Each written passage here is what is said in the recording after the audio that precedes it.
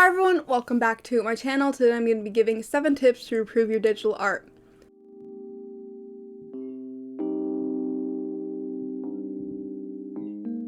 Before anything, I'd like to say I'm by no means professional, but I've been doing digital art for almost 6 years now, so I've learned a thing or two here and there, but that being said, take the things I say with a grain of salt.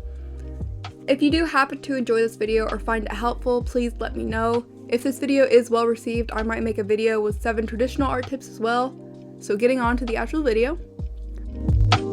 My first tip, and one of the most important tips I can give you, is flip your canvas. And I'm sure you've heard this a million times if you've been binge watching videos on to improve your digital art, but it is such an important thing to do. If you don't know what flipping your canvas is, it's basically just inverting your drawing to get a different view of it. It's really hard to see mistakes if you've been looking at a drawing that you've been working on for a long time. It's hard to see the mistakes you've made. And usually when you flip your canvas, it's just small mistakes that you see, such as your drawing being lopsided, or the head being too big, or if the hair is uneven, things like that. And just changing those little things by flipping your canvas and seeing those can improve your digital art immensely. My next tip is to save your work as a PNG. Saving your work as a PNG offers a better quality picture if you want to upload your art anywhere, plus it is a smaller size file, so you won't be killing your storage every time you save a piece of art. That's like a small tip, but it helps a lot in the long run, so definitely save your work as PNG. The next tip I'm going to offer is don't use black when you're shading. I'd recommend using colors like red or blue, specifically on skin tones. It just makes for an overall softer style and more natural looking shading. But this is more of an opinion than anything else, because I understand some art styles, such as comic book styles or very blocky styles, and some even anime styles, don't do this. So obviously you don't have to, it's just a recommendation to make your art look a little bit more natural and soft if that's what you're going for. My next tip is to constantly save. Just do it. It is incredibly frustrating to lose something you've been working on for a long time. Some drawing apps come with settings that automatically save, and you can set that to whatever you want, such as every 5 minutes, which is personally what I'd recommend. If your app, for whatever reason, does not come with this, just Control S if you're using PC and save your work out whenever you can, especially when you did something that takes a long time, like hair. Save it so you don't lose it.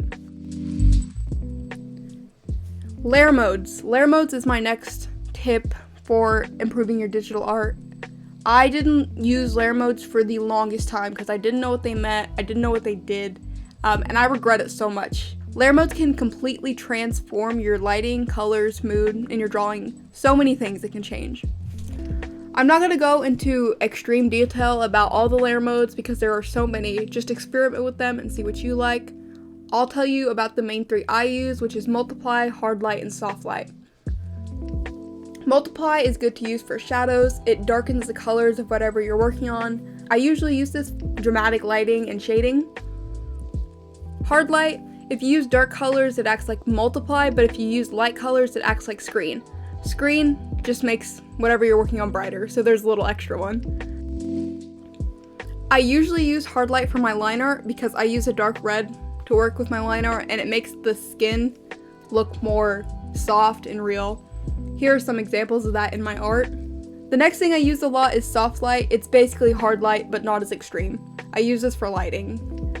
I hope I'm explaining these well. It's kind of hard. I don't really know how else to explain them other than this.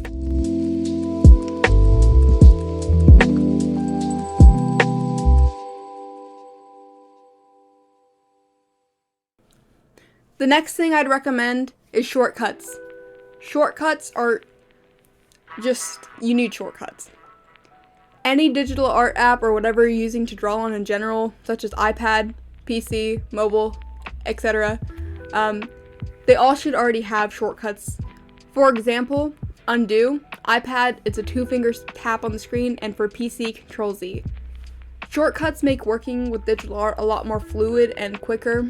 It eventually becomes a habit, so if you're not using shortcuts yet, if you start now, it will become a habit very quickly, and it'll just make for an overall easy, laid back, and drawing won't be as stressful if you're constantly getting your mouse and clicking undo.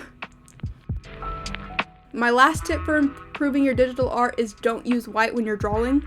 Only use white for highlights. Again, this is more of an opinion than anything else, but using a light cream color, for example, the whites of the eyes, can make the highlights, the actual white highlights you use, a lot more vibrant. Like for the hair shine, don't use white to make the hair shiny. For example, if the hair is purple, use a very light purple to highlight, and then go back in later on a different layer and use the whites to really make the highlights you want stand out. I hope that makes sense. If it's not, there's an example on screen right now of what it is. Anyways, that's all for the tips I have today. I hope you found some of these tips even a little bit helpful. Like I said at the beginning of this video, let me know if you want to see a traditional art version of this video. I really hope, again, I hope this helps someone even a little bit. I'll see you in the next video. Bye!